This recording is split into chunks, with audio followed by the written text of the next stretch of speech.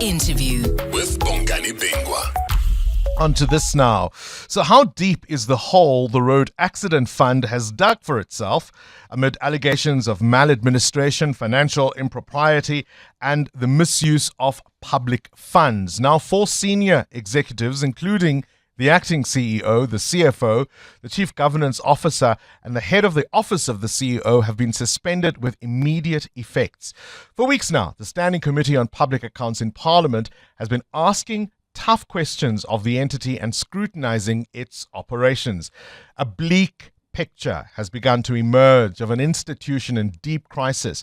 Staff sometimes suspended for years with full pay, political interference shaping decisions, accounting tricks used to hide liabilities, and you can add to that lavish spending, questionable contracts, victims, most importantly, waiting for years for their payouts, victims of road accidents, and the RAF looks less like a fund and more than a cautionary tale of state collapse.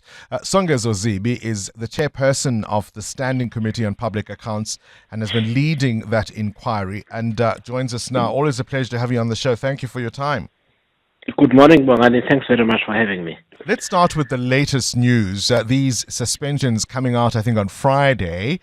What's your response to it? Too little? Too late?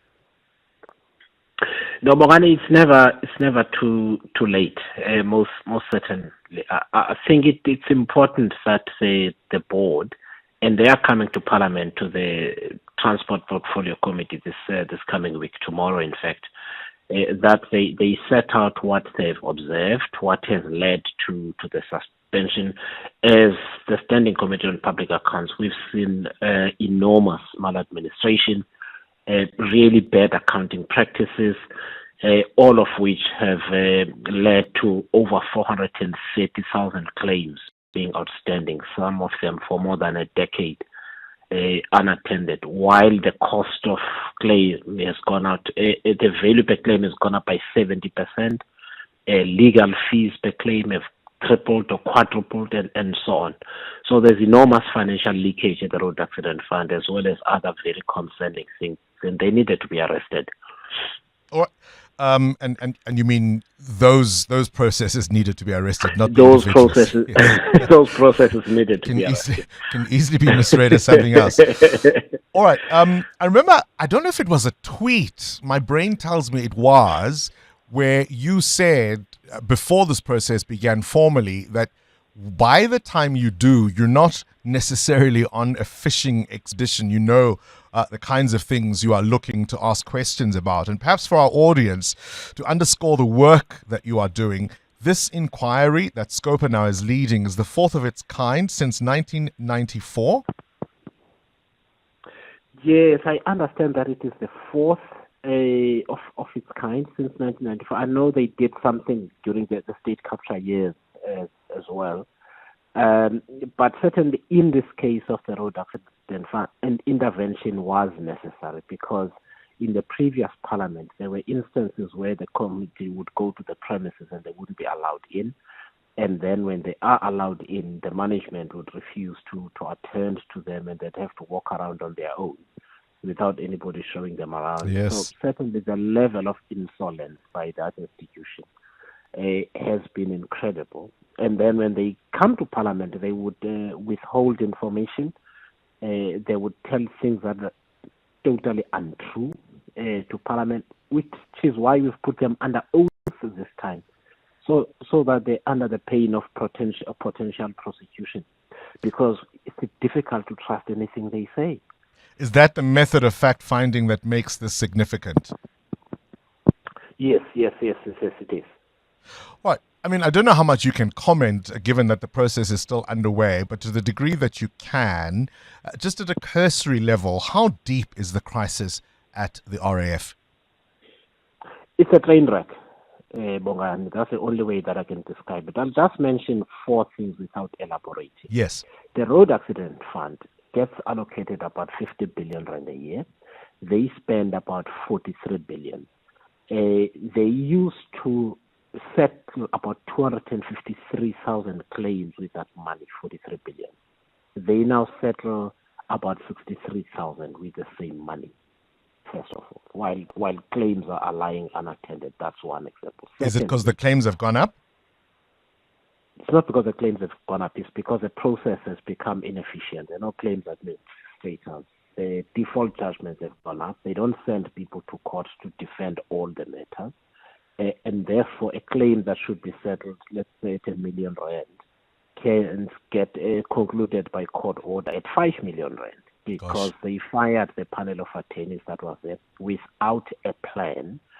So they've got about 64 attorneys, and the caseload by attorney is between 4,000 and 5,000 claims that they've got to handle. It's an impossible task. So what happens is that attorneys go to court and they obtain a court order at whatever amount the claimant was claiming, and it has to be paid at that amount because there was nobody to say it's unjustifiable. And these are external attorneys who obviously come at a low cost.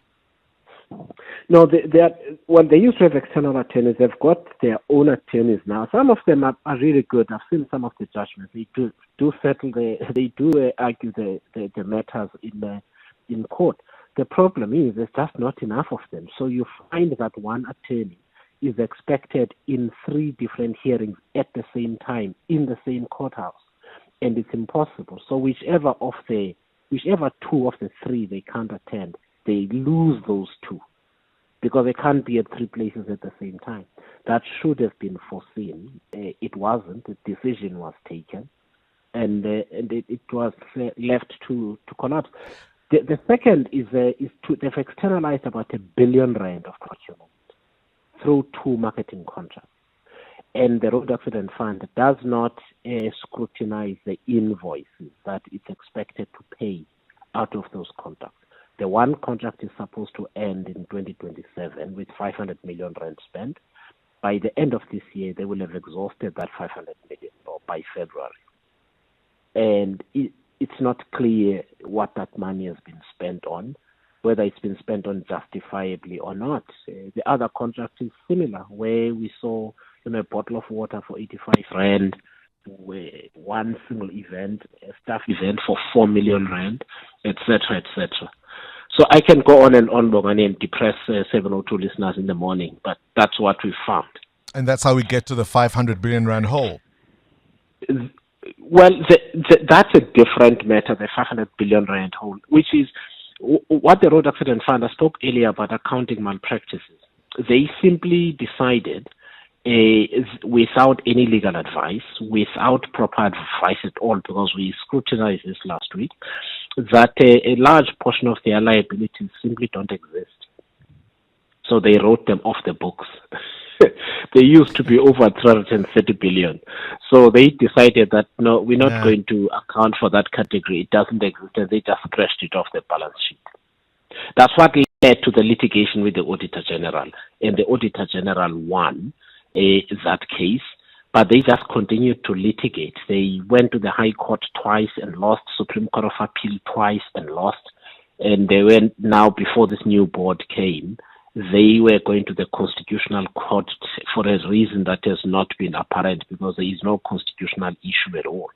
It's an issue of public accounting standards, and the Accounting Standards Board has never given them permission to do what they were doing. They were just insisting on doing it. The last time they received a clean audit was 2018, 2019. Has anyone been held for this cooking of the books? No, nobody's been held accountable yet. That's this process that we're doing now, is to hold them accountable. We will be calling the previous boards to come to the committee over the next 2 weeks and explain to us how they arrived at this decision, whose advice they took, because the 2 auditing firms that they hired, one told them they shouldn't do what they're planning to do and they must get legal advice. They fired them, and then they told them that they're not going to pay them. And secondly, they must withdraw that document, I think because they didn't like what it says. The second was PwC. PwC insist that they never gave such advice. They were asked to advise on the implementation of a decision already taken.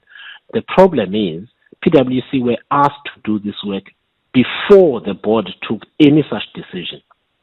So we still need to ask about that on the 18th of this month when the suspended chief financial officer comes back to the committee. So I'd imagine central to answering some of those questions must surely be the former CEO, Collins Letswalo. You've subpoenaed him? We've subpoenaed him, so the subpoena was served at the address that we knew from previous correspondence. He wasn't there. But they've since located his new address, and I expect the subpoena to be served on him today. The reason for him not coming to Parliament is that he wants to choose the committee before which he appears. He says, in his opinion, we are not the right committee to ask about public funds of him. The Portfolio Committee on Transport should do that. SCOPA should merely look at the financial statements and discuss them and do no more. Can he ignore your subpoena? He can, but then there'll be consequences by way of the police looking for him. And I mean, he gets arrested and he gets arrested, and you may face up to 2 years in prison. Gosh, how does this make you feel? I mean, you have watched as a journalist, as a citizen, and now, of course, as a politician, the rot in terms of public finances. Having this up close a view, how does that make you feel? No, I mean, it makes all of us on the committee really upset, Bongani, because there are people that have tried to say that certain things shouldn't be done.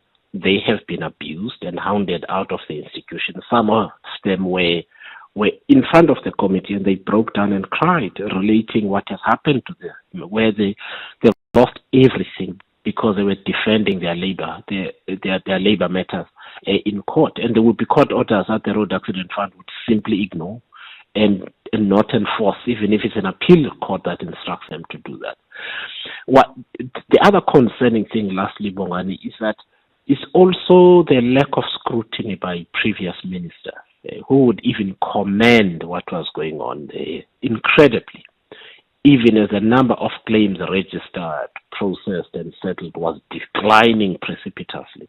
I saw a cabinet statement that commended the turnaround at the Road Accident Fund. When you look at that, you just think, but why would a minister inform cabinet that things are going well when they're going in the opposite direction, such that cabinet will put that in a cabinet statement?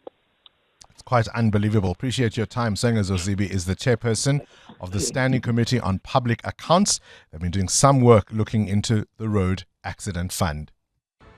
Current events, developing stories, tough questions. Your voice making a difference. This is Breakfast with Bongani Bingwa.